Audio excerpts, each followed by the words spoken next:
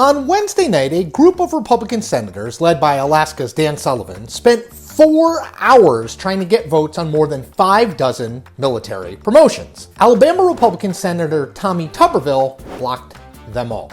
This led to some consternation among his colleagues. "How dumb can we be?" Sullivan asked at one point. "You just denied this lady a promotion. You did that." South Carolina Republican Senator Lindsey Graham scolded Tuberville at another moment. Tuberville, who rose to fame in Alabama as the head coach of the Auburn football team, offered nothing in response, simply and repeatedly objecting to the nominations, which effectively tabled them. All of which leads to a simple question. What the hell is going on here? Okay, so this all began 13 months ago in October 2022. In response to the Supreme Court's decision to overturn the Roe v. Wade decision, the Biden administration put in place a policy that the Pentagon would pay for travel expenses for members of the military seeking abortions who happen to live in states where that procedure was banned. Notably, the policy does not, in fact, fund abortions. The practical effect of the recent changes is that service members may be forced to travel greater distances, take more time off work, and pay more out-of-pocket expenses to access reproductive health care, all of which have readiness, recruiting, and retention implications for America's armed forces,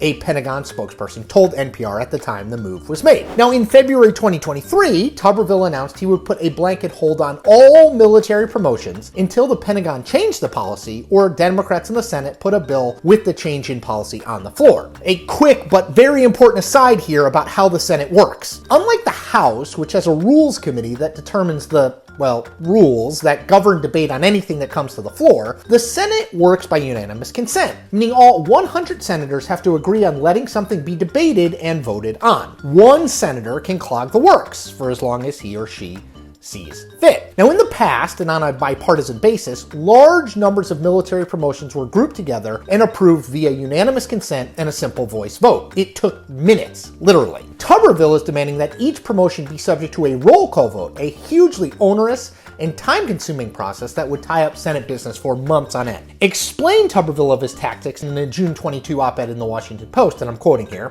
"I am not stopping anyone from getting confirmed, and I'm not stopping anyone from voting. Democrats could simply put these nominations up for a vote, but they clearly don't want to. Instead, they wasted hours of Senate floor time trying to harangue me into letting the nominations pass through unanimous consent. This tactic hasn't worked, and it won't work.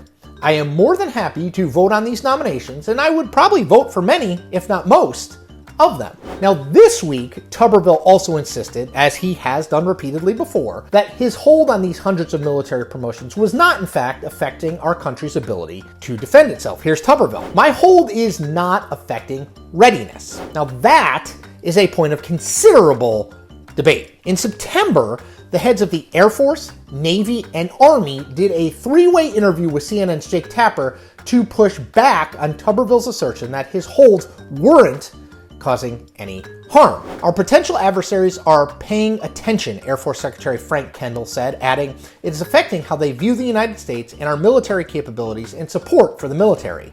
This needs to stop." Senate Democrats have long expressed their frustrations and concerns with Tuberville's tactics. But until Wednesday, Republicans had generally limited their public criticisms of Tuberville, hoping to find a negotiated settlement out of his blockade. That ended on the Senate floor Wednesday with frustrations boiling over. "I've worked closely with Senator Tuberville for months, always defending his holds, always looking for compromise, the one we are working on now," said Sullivan at one point, but he added this, "But we haven't made progress, and the world's a dangerous place."